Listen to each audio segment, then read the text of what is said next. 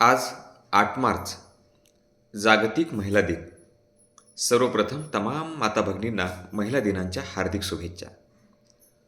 ज्यावेळेस आपण मानवजातीचा इतिहास पाहतो तेव्हा आपल्याला लक्षात येतं की मानवी कल्याणामध्ये, जगाच्या विकासामध्ये स्त्रियांचा वाटा अनमोल असा राहिलेला आहे.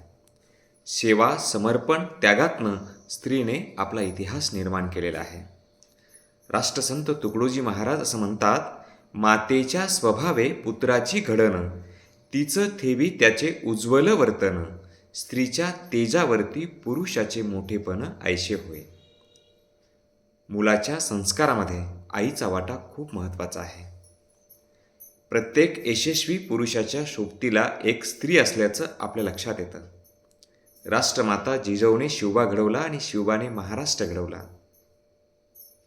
शंभूराजांच्या सोबतीला असणाऱ्या येशूबाई, महाराणी ताराबाई, महात्मा फुल्यांच्या सामाजिक आणि शैक्षणिक कार्यात त्यांच्या खांद्याला खांदा लावून लढणाऱ्या ज्ञानज्योती सावित्रीबाई फुले, बाबासाहेबांच्या मोठेपणामध्ये निस्सीम त्याग आणि सेवा करणाऱ्या माता रमाई यासारख्या असंख्य कर्तृत्वान स्त्रियांचा इतिहास महाराष्ट्राला आणि देशाला लाभलेला आहे. आज जागतिक महिला दिनाच्या निमित्ताने स्त्रियांना शुभेच्छा देताना एवढंच म्हणावं असं वाटतं की जेव्हा जेव्हा स्त्रियांना संधी मिळाली तेव्हा तेव्हा त्यांनी त्या संधीचं सोनं केलेलं आहे. स्त्रियांनी प्रत्येक क्षेत्रात स्वतःला सिद्ध केलेलं आहे.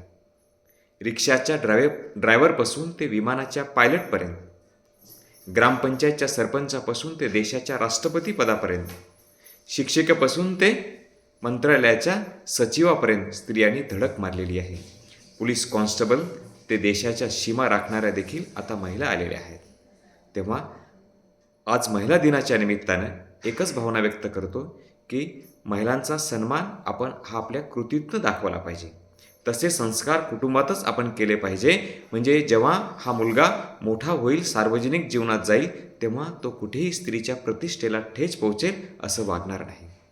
महात्मा फुले असं म्हणतात की स्त्री ही सर्जनशक्तीचा महास्त्रोत आहे. नाविन्याला जन्म घालण्याची ताकद फक्त स्त्रीत आहे. स्वामी विवेकानंद असं म्हणतात, सुशील मातेच्या पोटी महामानव जन्म घेत असतात आणि म्हणून स्त्रियांचा सन्मान, आदर हा आपण केला पाहिजे. आज जागतिक महिला दिनाच्या निमित्ताने स्त्रियांना एकच सांगतोय की आपण स्वाभिमानी व्हा, स्वावलंबी व्हा, भरपूर शिक्षण घ्या, स्वतःला घडवा, स्वतःच्या कुटुंबाला घडवा, स्वतःच्या मुलाबाळांना घडवा. पुनश्च महिला दिनाच्या हार्दिक हार्दिक शुभेच्छा. जय हिंद, जय भारत.